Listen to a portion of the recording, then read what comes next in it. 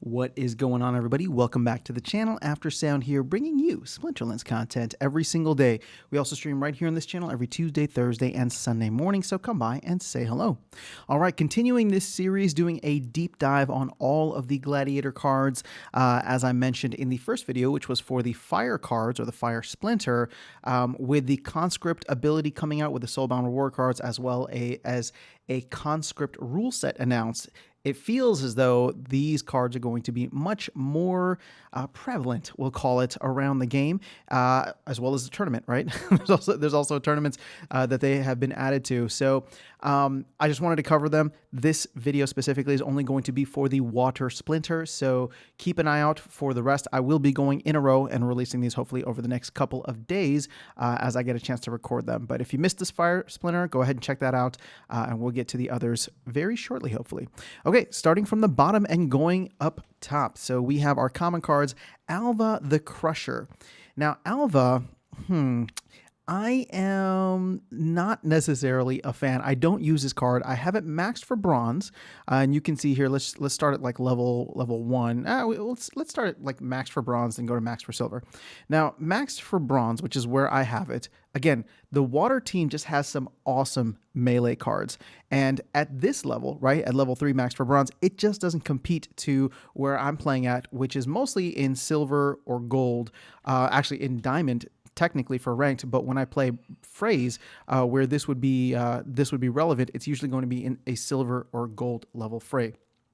So I do like the shield. It comes in handy, and obviously Bloodlust is great, but overall it's not, again, I just don't use it very often. For 6 mana, it's actually not that bad of a tank and a decent meat shield, especially if you know there's going to be no magic played, for example. But there's like very few scenarios in which I would take 6 mana and change out Demon Shark. You know what I mean? Like, again, that 2 mana difference means so much. Again, maybe there's specific rule sets, I don't know, but at this point in time, I haven't really used it. Now, when you get maxed for silver at level 5, you do get the Retaliate ability, which is kind of nice. You also get an increased attack and increased speed across the board. Well, increased speed is at max for bronze. So, again, is this card something that I would use? Probably not. Going a little bit higher, though, once you get to maxed for gold, so now you have a speed of 8, you've buffed up your health a little bit, and you still have that Retaliate ability. This might be a situation in which I would consider it. Again, would I play it over Demon Shark? Maybe only if I knew that there was not going to be any magic, or if I was just strapped for mana. But ultimately, it's just a card that I don't really think I'll end up using, at least not in the current format. And I'm going to get to that in a moment. So when you go for the maxed version of this, you do get stun, which is nice. And at the maxed version, I mean, this is not a bad monster. 6 mana, decent meat shield, has actual shield ability with Bloodlust. You get 4 melee damage, a speed of 4. And then Retaliate. So it's not a bad card. But here's what I'm talking about, where we're in the current iteration, where you can only play 1 Gladiator card at a time. The reason that I never play Alva the Crusher is because I always play Iskal Vorst. And if I have to choose between one Gladiator or another, and with all the ones that I currently have, I don't have the legendary one, but we'll get to that. I love Iskal Vorst. Now, if you watch the Fire video, or me covering the fire monster or fire gladiators, I like any monsters that have sneak or opportunity, just because they have the ability then to go and try to find lower health monsters and really build up their Bloodlust ability. So with Iskal Vorst, where do I have mine at? Mine is at level 3, and yet level 3, he can be very dominant because you only need 14 BCX. I know 14 BCX might be a lot when it comes to Gladiator cards, but hopefully we're all starting to level ours up. But you can see here that max for bronze, it's 5 mana, 3 melee damage, and a speed of 4. So he fits very well in, and I love pairing him up with Deep Lurker and just having these guys go to town on any opportunity, or using the opportunity ability and just, finding the weakest monsters there. What I also love about this, because, his health isn't that great, although I do love the shield, is that with the Water Splinter, I love playing Wave Brood as the distraction. So he gets a turn, maybe 2, sometimes maybe even 3 turns where he can really try to increase his ability. Because remember, anytime he kills a monster, he goes up in speed, he goes up in health, he goes up in damage. And when I pair him with River Hellendale, for example, I'm doing 4 damage with a speed of 4 at just a bronze level. Now, again, once you get to the higher levels, again, I don't have it at that level, but at maxed for silver, you get that extra attack. So now you're doing 4 damage or 5, like I said, with River Hellendale, plus an extra health. Gold is where this thing gets real fancy, because then right at the beginning of gold, level 6, you get the pierce ability. And I think that goes a long way. So in gold, you get a pierce ability, you get an increased armor, as well as an increased speed. So by the time you are at level 8, which is maxed for gold, this dude is already super fast. He's hitting hard. And he's got opportunity, so he's going for the weakest person, and he's got Pierce. So this is actually one of my favorite cards to use right now, and I can only see myself loving it more and more as I get mine closer to being maxed out, or at least at the gold level. But I mean, check this out: 5 mana, 5 damage, 5 speed, Pierce, and opportunity. I mean, he's going fast. He's going fast, and he's hitting hard, which I really love. So this is the card that I end up using whenever I play water most times. All right, so let's go over to the rare cards now. There's 2 here. The first is Alfredo, based on somebody who's on the team, Alfredo. So shout out to you if you ever watched this video. Cool dude. He's really hardworking and really does a lot. I've enjoyed working with Alfredo. Okay, that being said, let's go to what level do I have him at? I have mine at level 2, so maxed for bronze. So you can see here, sorry Alfredo, but I don't ever really use this card. I know 2 mana, 3 speed, you get a hit here, but there's so many other cards that I would rather use. Granted, I do have those other cards leveled up for 2 mana, so I'm thinking specifically of Zenith Archer, as well as, oh gosh, what's that dude's name? I'm gonna forget it. The 2 mana guy. Here we go. Igor Darkspear. That's who I was thinking of. So generally I'll go with them, but I do want to see, what does he look like at the higher levels? Well, once you get into silver, you get additional health as well as that second attack. So now you got 2 damage for 2 mana. Speed of 3 is okay. Gold, you do get the close range ability, so now he's able to fire from the front spot, which could make for an interesting use case if you wanted to use him as whenever there's like an equalized rule set or something. If you want to throw him in the front as like a cheap meat shield or tank, 2 mana plus he can attack from the front. He's got some decent speed. They might miss. I don't know. It's not bad. But when you get into the higher levels, so Diamond Plus, you do get a 3rd attack. So at that point, 2 mana, 3 attack is pretty good, and then you're going to hit, because it does get True Strike when it's maxed out. So overall, it's okay. It's not my favorite card, and I don't know that I see myself using it a lot, just because my teams for the Water Splinter tend to be very, very melee heavy. That could change, though, if there's a water summoner that gives some kind of buff to the range attack. All right, so Merlin Cleaver, I have a level 3 version, which is actually the first level of silver. Now, at the maxed for bronze level, which is 5 BCX, you have a 4 damage for 9 mana. He's an expensive guy. 9 mana, 4 damage, 2 speed of 2. He's got a good amount of armor, and he's got, it's actually not even that much health. He's got a big axe, though. You know what I'm saying? It's big and blue. So the only time I have used him, and I have used him in certain instances, is when I'm playing a reverse speed rule set, and I have a lot of mana to play with. But even now, especially because there's a lot more mana, I don't know if I'll be playing him as much even in those reverse speed rule sets. I do like the fact that I don't have to play Kelia in reverse speed anymore. I can play someone like Possibilis, and he already has the reach ability, so he's not benefiting from Possibilis. But again, am I going to use him over some of these other awesome tanks out there in the Water Splinter, even in reverse rule speed?